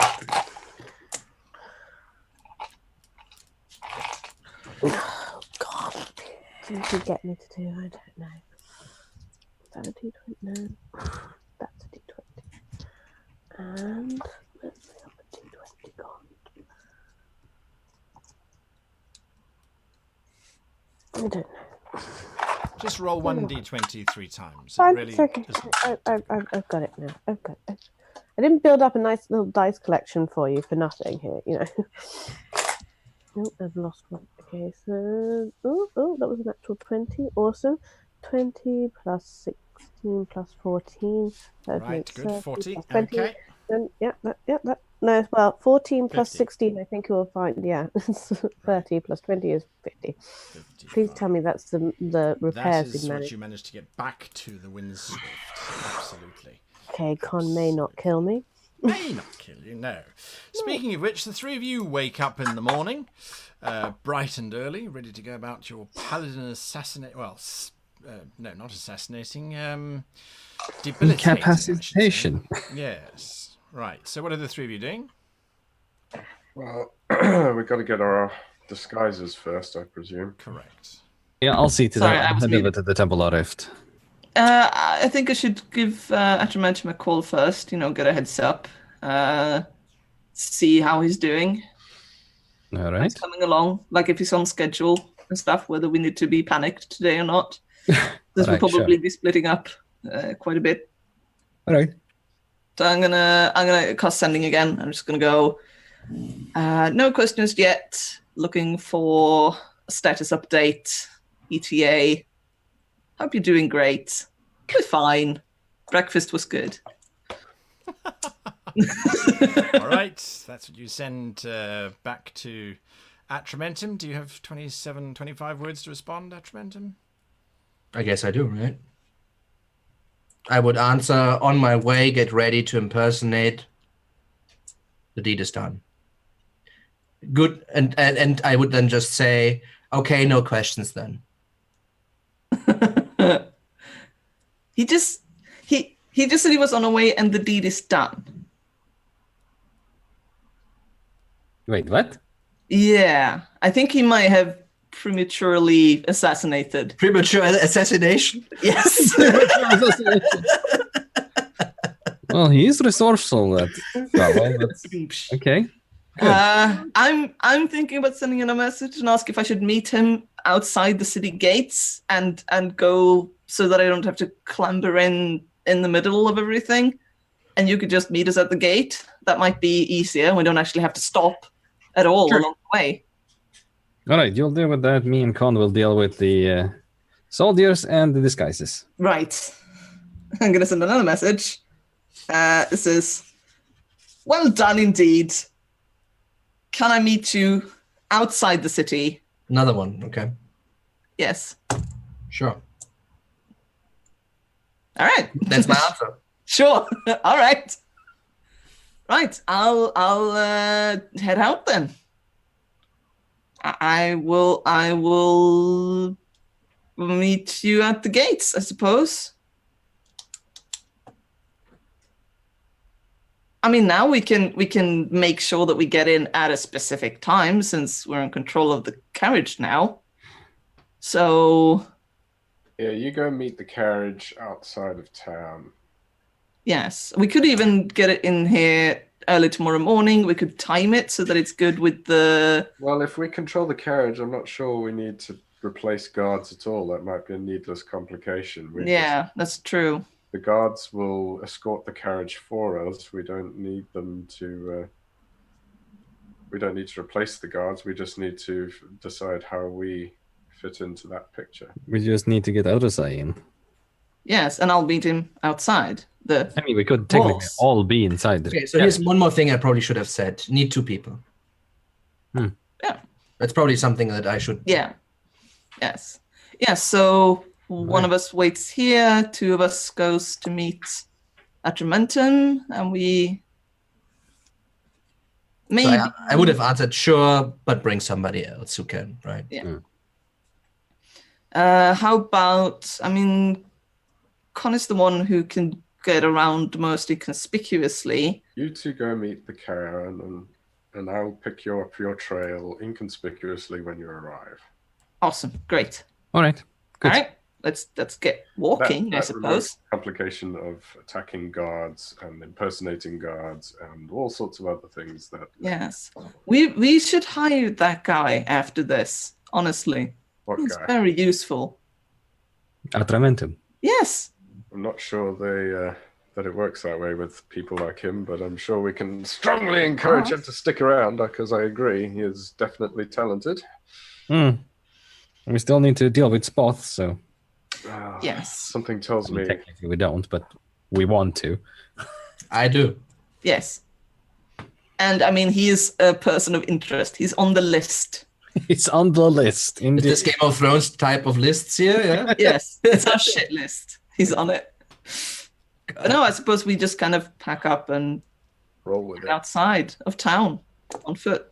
All right, Sort of walk- you head walk as long as we outside can. on town. You wait the day. Sekhet, back to you on the ship. There's no sign of the enemy for several hours. Just this dense fog. No good. one Fog, says a that's useful. word on the ship because any sound seems to carry and echo into the distance. Have we got the other ballista back? I think we should get the other ballista back on board. It would be useful to have 2 ballistas on board, clearly. But if they...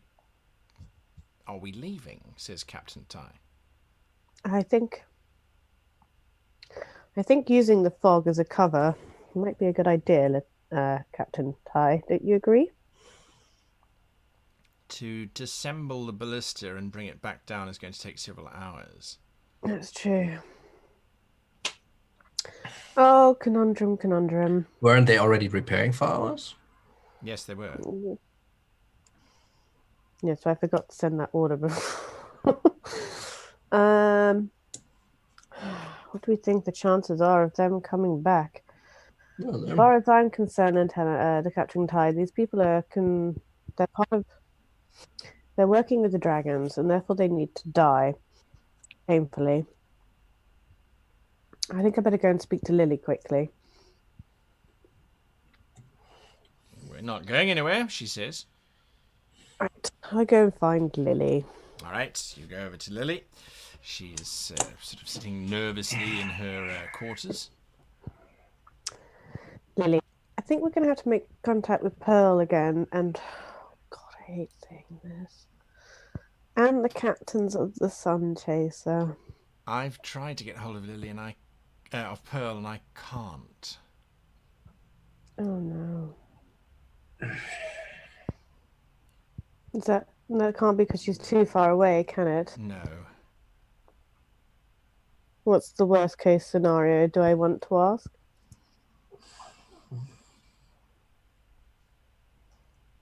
She's dead. Or unconscious. Bollocks. That probably means they worked out that she gave us either information. We did.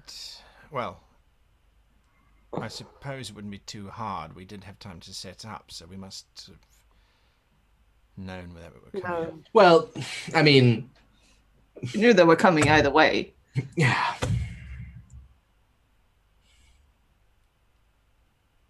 Right.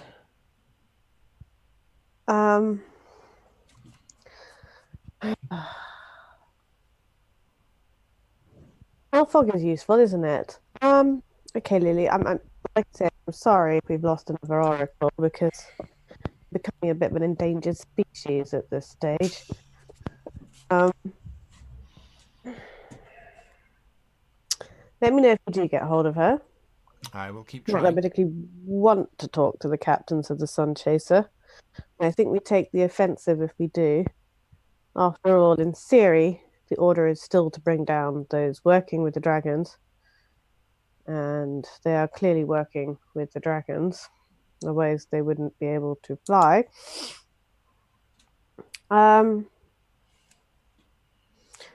And I think I better go and contact Adversai using the stones and tell them what's happened and hope that Con doesn't kill me when he comes back to the ship.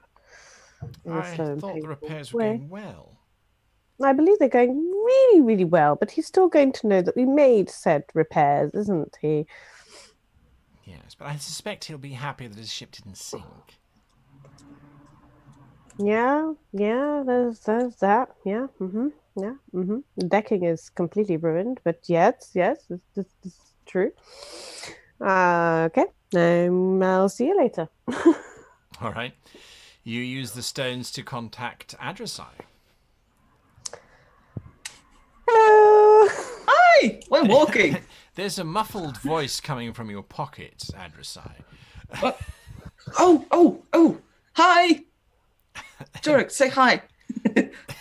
Adversai, you sort of see this shimmery image of Hi. Sekhet, you see this shimmery image of Adversai's face really close up, and then half of Jorek's face, and the half of Adversai's face, and then sky, Hello. and then yeah. We're out walking. How are you doing? Really well. Except is Con with you? No. Actually not right now, no. That's great. That's wonderful news, because I think you should break it more gently to him than I could. Oh, no. We may have come under attack by another ship called the Sun Chaser. I don't know if you ever met the captains from the Sun Chaser. They were the ones that kept trying to get me to go to dinner at the cadet ball, and I stupidly said yes. You must remember them. One of them was always in colourful clothing. We had that I rumor. remember. Yes, it's that slimy asshole, isn't it? Yes, that one. And we all thought they were a couple, but it turned out they weren't. They were actually not a couple, and just some of the slimiest guys on the planet. You realize most of the couple stuff went over my head at the academy, right?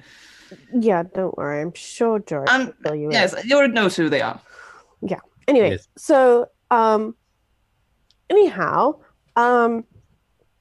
it turns out they could still fly. What? Oh. Yes. So I may have fired at them a few times, and Probably reasonable, yes. yes, and I'm really great because I learned this new spell called Wall of Fire, and it worked really, really well. Ooh, very good. Very nice. That went successfully.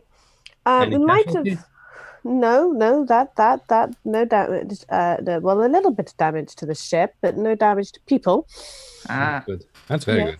Suppose that's the break it to Con gently part then. Damage Yeah, to- I mean, we are fixing the Windswift as fast as we can. So, But did you shoot the other one down?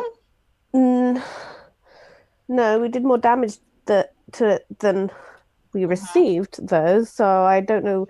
And I managed to keep the concentration spell up for a good minute. So I don't know, because after a while it just ran away, That's or rather flew away. worrying. Yes, it could come back, but it's very foggy here now, and I'm hoping that helps.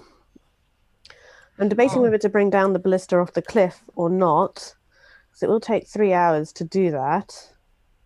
And half of me is thinking, if we're liable to get attacked again while making the repairs, perhaps we should just leave it up there as a defensive thing, because if the ship is flying... You can get another ballista. Like, if you're short on time, I think you should just go.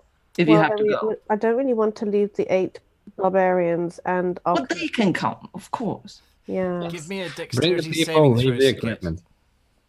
Sorry? Give me a no. dexterity saving throw. Oh, bollocks. I'm talking too much. Ooh, okay. That went really well because I got a natural 20. And my dexterity is... As you're busy talking, the next minute the two of you see bits of wood beam shatter behind her. And this blast rocks into the side of the Windswift. Immediately you hear people shouting, "They're back! They're back! Oh my god! Where's Barcher? Fire!" Tye is saying, "Prepare to raise the anchors. We've got to get out of here. Come on, all!" Okay, Good luck. Don't Give tell them hell. Con. Kill them all. Kill them all. Right, I've used up that spell slot and I haven't had Also, a rest. if you can ask the mer people for help, maybe that could be useful. Did you leave the stone on board that cools down? Yeah, it's in my room. Right, I'll go not get all. that. You two, stop talking. Fight. Yes, go. It's like, well, where should I...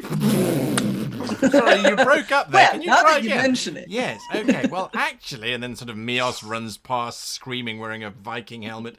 The cat's like, I'm on the phone. God. Yes, can you keep it down? Absolutely. Absolutely. Con, what are you doing on the during stone. this day? Getting to know the local stray animal population. Getting to know you, getting to... What have they got here in this here Valenhold? Dogs, cats, rats? Yes, a fair number. The cats are a bit difficult to talk to because they're all snooty because everyone seems to be worshipping them. Figuratively speaking, of course. I'm just wandering the streets around, keeping the gate nearby. Right. And just getting a feel for what kind of animals are out and about on the streets that I can pass myself off as. Oh, sure. So when my plan is when the wagon arrives, which hopefully will be obvious, right. hence hanging around near enough to keep an eye on the gate. Yes. I mean, you know the time frame too, right? So. Yeah, but I don't know. They've gone to meet, and I don't know what. Correct. We don't have a. night, oh, so- look, they will be here at 5:45 precisely. I don't know that. So anyway, my plan will be to turn into a dog that looks like any other of a million other stray dogs in the city. Sure. Follow the wagon when it arrives. All right. So, you can't speak to animals when you're in animal form, is that correct? I don't know. I would Not automatically. assume Yeah, not that automatically. I can speak to them if Growl. I cast the appropriate spell first. Yeah, you might have to speak with animals. All right. So that's what you're kind of acclimating yourself. I'm not trying to actually speak with them. I was just being... Gotcha. All right, not a problem. Sekhet, what are your orders, Captain? Commodore. Commodore. Whatever. It's getting Yeah, complicated. whatever. You there, elf artillery. Yeah, and I've gone and lost one of my more useful... Boom, lady. Okay, all right, 100 feet. How close is the ship? You go rushing up onto deck, and that's the problem. She has obviously just basically flown straight in here, and she's about 40 feet up and away from you, tilted slightly so both ballistas can just rain fire down onto you. It does not appear that they are aware of the rather large ballista on the cliff face, because he missed the first time. Right, well, hopefully Heraclon and are doing their job, and we'll fire any moment now. I think I shall start with flaming. All the 8 sphere, barbarians but are just gonna jump off the edge down on the sunshine. I like a bit of flaming sphere. They're bugbears now. Yeah, I can move it around. Right, so let's go with flaming sphere. If they could make a dexterity saving throw, that would be lovely. I need 2 of those. Right, okie dokie. So it's 15 feet across, right? Like 5 feet is the sphere and 5 feet in each direction, I think it is. Mm-hmm. From the top of my head. It's a 5-foot diameter sphere. Yes. Yeah. Yeah, and if they're in it or if they're near it, they take the damage too, right? So I think it's 5 feet near it too. Yeah. Mm-hmm.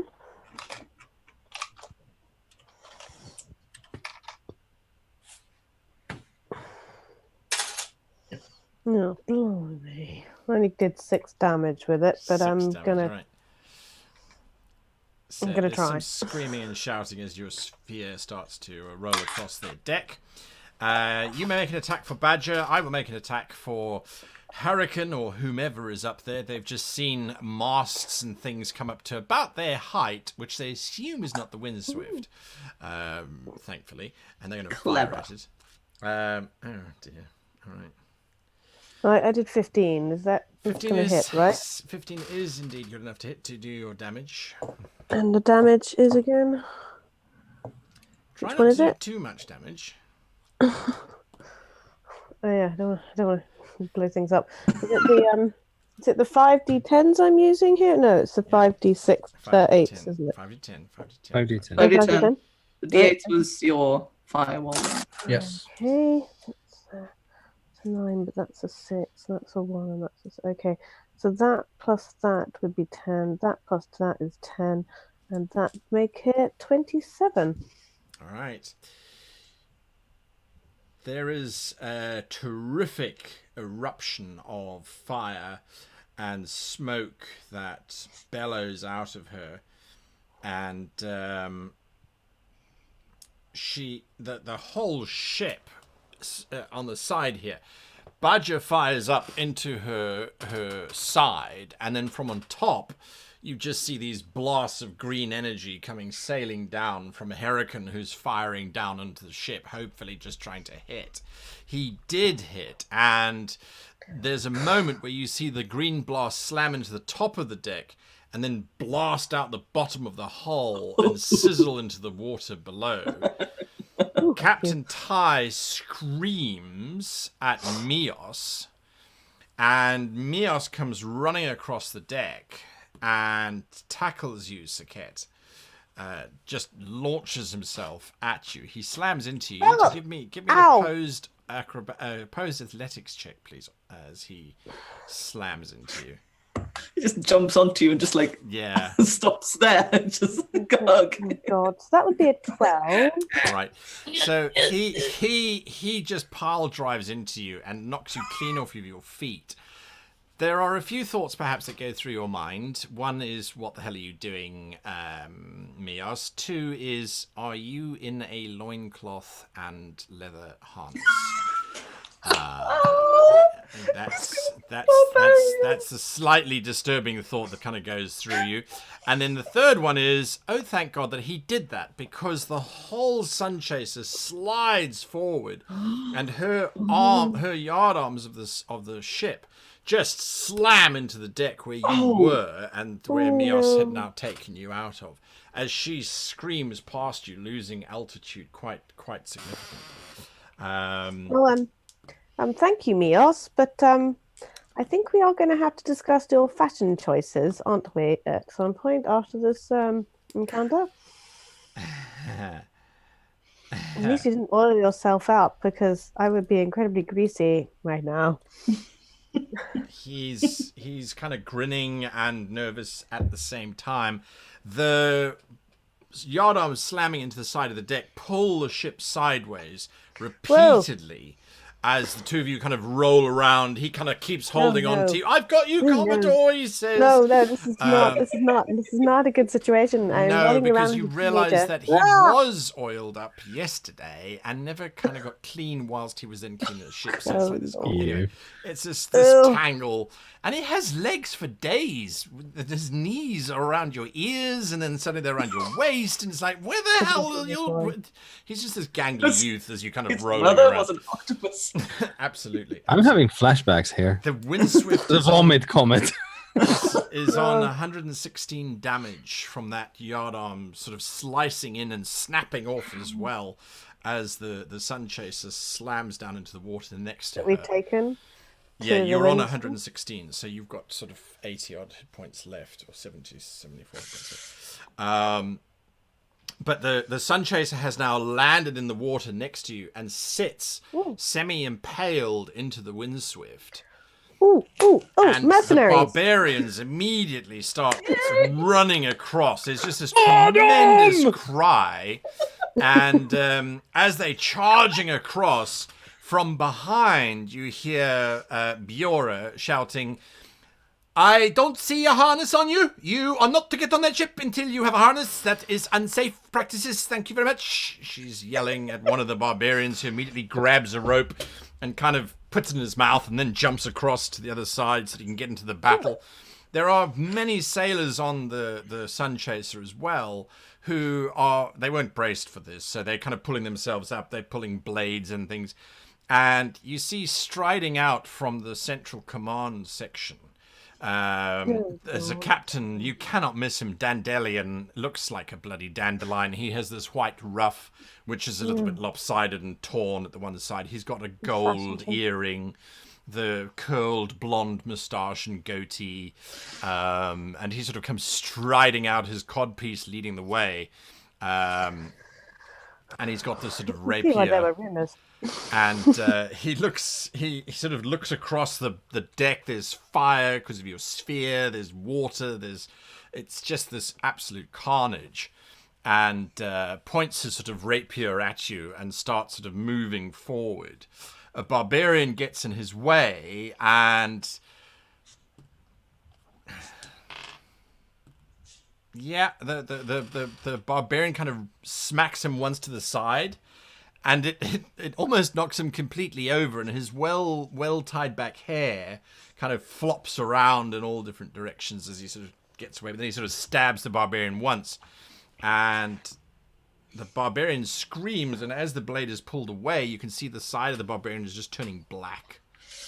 As he continues walking, pointing his rapier directly towards you.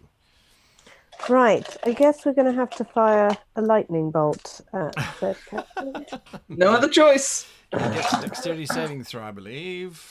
That is correct. Sure. And I don't actually have 8d6. I have 4d6 is great. He gets a 15. He gets a 15. Now I'm not. Does that mean he saves himself? I think he does. So. All right.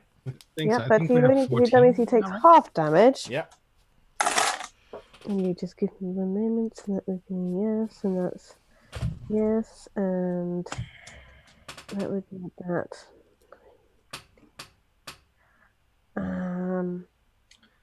What's your charisma, Sophie?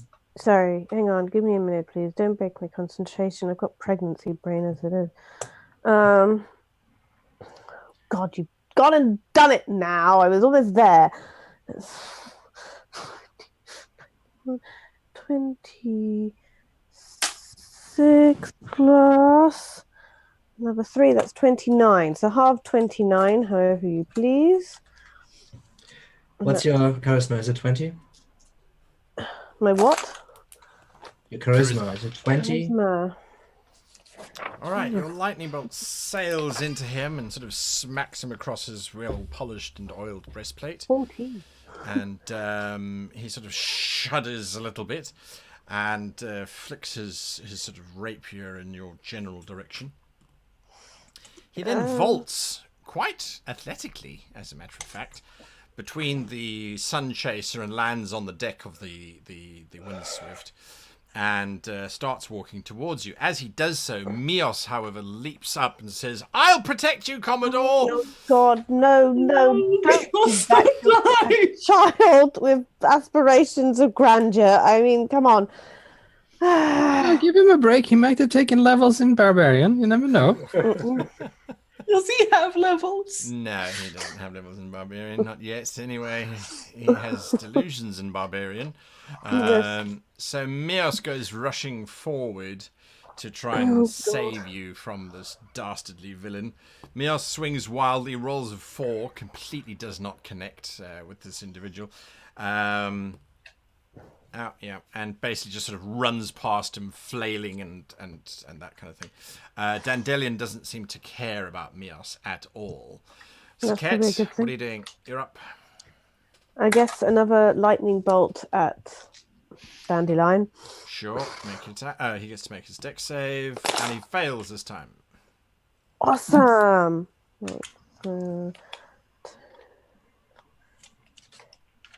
Turn him into dust.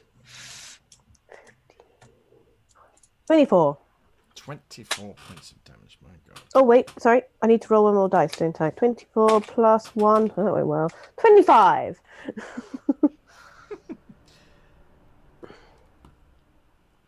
Okay, you slam him, the lightning bolt into him, and he drops to his knees with his sort of rapier next to him, and he looks up at you and he goes, "Oh, that hurts." And then he sort of keels over to the side with smoke sort of oozing out of his chest. The rest of the battle kind of rages on for a little bit around you, until eventually you hear this old squawkish voice. It must be Ascius's voice shouting, I surrender! I surrender! I'm out, I'm done. Coming from inside the ship. And the barbarians drag this manky form of Ascius out onto deck, and one of them shouts, "This is the Pearl?" As they hold Ascius up, and he kind of limply hangs there. He looks Pearl over is at you. Female. Female in form. This is definitely male in form. I know it can be hard to tell with that amount of makeup on, but that is definitely a man. Last time I looked, because yes, we went stupidly on a dinner date, and that was a big mistake. Anyway, moving on swiftly. We need a Pearl. What have you done with Pearl? All right, they go looking. They start searching through. He looks at you. I didn't want to do it. You know what he was like. Sekhet. He starts crawling towards you on his knees. Pretty Sekhet. You were always so kind. Shut up. Yes, of course. For you, anything. Sekhet, jewel of the desert. Mm-hmm. We're taking your ship. We'll be dismantling the engines. Of course, yes. And you can explain to me what exactly you're doing in Liege with the dragons. I'm not doing anything with the dragons. Well, how come you can still fly your ship? And we were given orders. Very specific. By whom? Orders. If I tell you, you have to promise to let me go, Sekhet. I'm not promising anything except to kill you if necessary. Well, then I'm not inclined to tell you anything, am I? Okay, that's fine. You see all these lovely barbarians around you? They will be practicing their sword skills until you do. On you. Give me a deception check. You have advantage. Intimidation, not deception. Intimidation check. Yeah, I was like, you really think she's lying? I'm not lying. They're not here. lying. There is no deception here. I will let them do that to you. 1 and 2. The highest was 19. Pity, but 19, yes. The other one was 16, but 19. Let's go with that. All right, you win. Always so smart. I always couldn't beat you, could I? Well, it wasn't exactly hard, was it? Anyhow, yes? We got a message from Kufet telling us that we should temporarily have our engineers cause our ships to shut down their engines. Did you understand why he told you to do that? Sekhet, we've been friends for a long time, since No. academy days.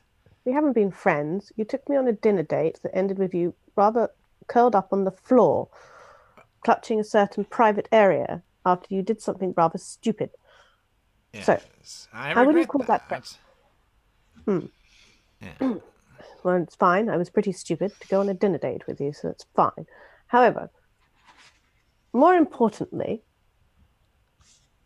why are you still able to fly when you know that your engines are powered by dragons now?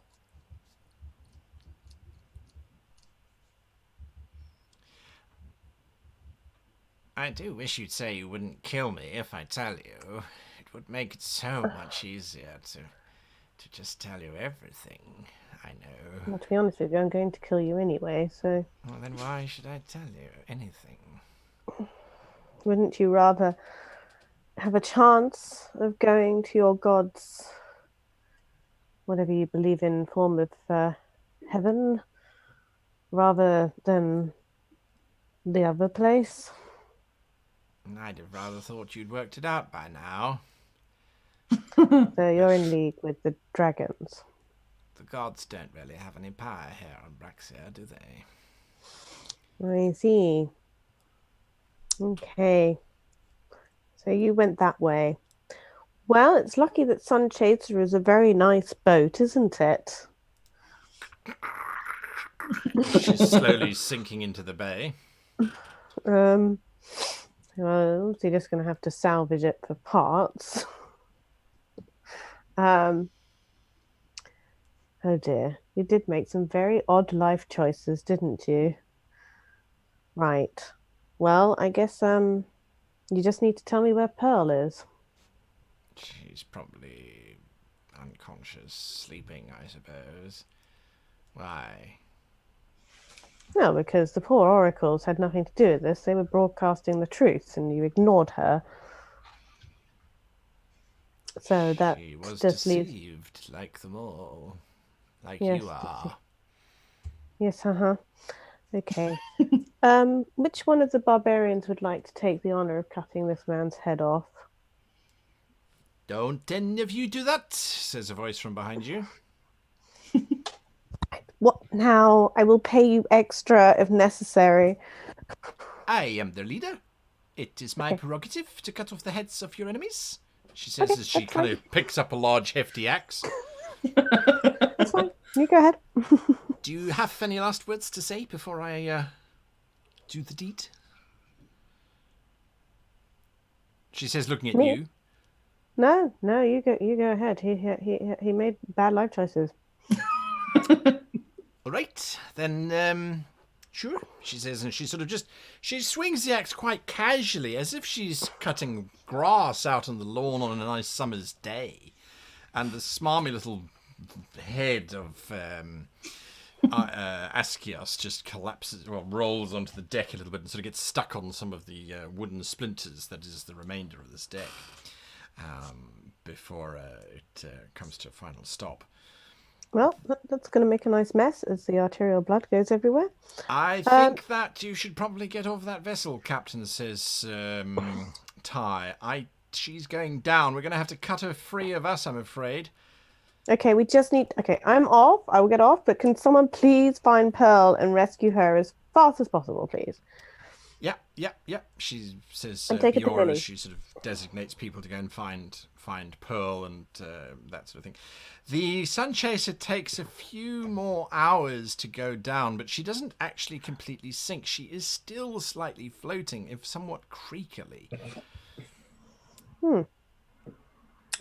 Captain Tye, do you think we could salvage anything from the Sun Chaser that would help fix the Windswift?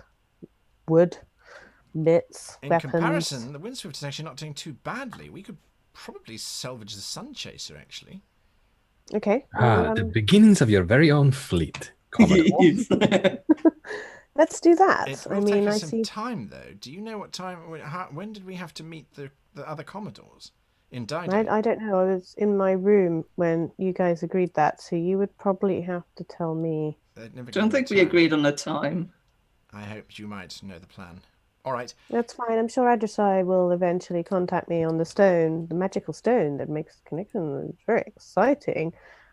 I could get addicted to this thing, and then we'll find out. So in the meantime, we should just probably get. I mean, I know what Jorik would say. We should definitely be salvaging as much of this as we possibly can. So, shall we get on with that while we're waiting? All right. Make sure somebody dismantles the engine, please. That is the most important bit. We don't know how to do that exactly. We've lost the dragon Stokes too. I know how to do it, technically. But you're not here. No, You're not I'm here. not. Wait a minute. I have a magic stone. I can call Adresai and she can tell You us. can talk me through it. Just point the screen at the. Right. Do you see a thingy above a circular thingy? Knobby bit. Yes. And It's on like a that wobbly note, thing. we will continue to disassemble flying machines via speaking stones next week when the adventures. One of by the one, Winds- they're going down. One by one, they are going down. Yes, I'll just go to my list over here. Number 58 is now 57. Yeah, there we go. No, yes, absolutely. All right, so if you don't stay for the review, thank you very much for watching, and until next week, adios, goodbye. All right, let's do our reviews quickly. And D6 says he's going to go first. First up is Simon at Trementum, showing us all his damage-dealing powers. Mm-hmm. Yeah. And, yeah, that was pretty much it, really. You just slaughtered Den Gathrin. You got to search his body. So what's next? Spoth, I suppose. Well, that's actually something we should talk about between the sessions. What actually is next here, because there are some mechanical questions being raised here, right? But before, that's could be a little bit wordy, so I don't want to do it right now. Yeah, I mean, getting the drop on a mage usually is pretty good, and this time there was a little bit more preparedness, I'd say. And this character is much more self-sufficient than Blackstone was, so... Yeah, so you can just sort of deal out the damage, absolutely. Absolutely. Sekhet, talking about dealing out damage, you've been in the wars with the ships. Unfortunate for both of those captains that they came along after I'd read my uncle's book. Because there was only one way that was going to go for both of them. The moment I saw the boat flying, that meant they were both dead. Right. So yes, the new Sekhet is possibly a little bit more vicious and less nappy than she was. But like I said, that's what happens when you have a nasty shock. Yes. So yes, I felt that went quite well. All things considered, I think I agree. Yes, absolutely. But I'm not looking forward to seeing Con anytime soon because I still managed to deal quite a lot of damage. Get him a second ship. He's going to be happy about that. Yeah, I think Jorik's going to be more happy, but never mind. Never mind. Yes, we'll see how it goes. We'll see how it goes. Who knows what will happen next week? Absolutely, absolutely. And Adresai, not much going on except for speaking stone communication and messaging. Yes, I'm rather glad for both of those things now that we're split up so badly. It's one of those things where, you can very easily, if a couple of characters are in another place or they're traveling or something, they could just have nothing to do or say during the entire episode. Basically. I mean, that's quite abnormal, though, to have the group up this far, right? I mean, that's... Yeah, absolutely. I mean, it's sort of during teleportation reasons that we are at all. I mean, supposed to be sort of short-term thing. But, I'm glad that we finally got some long-range comms sorted out. It was well needed, I think. Absolutely, absolutely. Con, you turned into a dog. Not quite yet, but will be. They now know exactly Who what it wouldn't? looks like. Well, I mean, the whole mechanic of it is you're supposed to turn into animals that you've encountered or know about. Sure. Part of that is also, I like that, speaking of splitting party now, I quite enjoy sessions like this as a player. You get your bit, but there's so much going on that you actually almost get to enjoy watching a bit of show whilst being part of a bit of show at the same time. Exactly my thought. Yeah. And that gives you room to sort of plot more carefully what your next move is when it comes around to you. So it's actually kind of nice. I know it's a lot of work for the GM, but I think if everyone plays along, it's not too difficult to do. So, I'm quite content for little set pieces to set up the next big piece of action, as it were. So, yeah. Sekhet doesn't have to worry too much because Con is definitely going to be happy to see another ship, because Con is already thinking grand plan here. So, more ships. Who wouldn't be? A fleet of ships. Well, I already feel that it's my medium to long term goals shifting a bit, and I really feel like our new group needs a much larger command vessel to act as its HQ. And there happens to be an Archon who has one of those large rate ships, isn't there? A nice big flagship is in order. So along the way, I think that's definitely pick up one along the way. Jorik, you were nodding there with Con. Yeah, I feel exactly the same way about this episode. It's like, sure, I didn't have much to do, but you kind of get to be an observer and just see events unfold as they happen. Like, at Momentum, how is he going to do this? Yeah. Brute force. And then just observing total obliteration. It was beautiful. The whole Windswift Sunchaser episode was just great. And it's also fun to be able to sit back and not think, what am I going to do now? Because I'm not in that situation. I can't affect it anyway. So just sit here, be quiet, and watch. Right. And that's both hard and fun. It's hard sometimes. Yeah. It's hard sometimes, but it's also fun because it always ends up in a way you would never imagine it to. But the problem with this, for me, is that what goes on is so interesting that I kind of forget that my turn is coming up. So when you turn to me, to Jorik, what do you do? I don't know. I'm watching you. What are you talking about? Yeah, I was munching popcorn. So yeah, great fun. I was mostly thinking about how many annoying, weird things Adusai and Jorik are going to do on the way, like teaching him to sing canons and like skipping games, and I don't know. Yeah, lovely. All right, thank you for staying with us, and until next week, thank you for watching. Goodbye.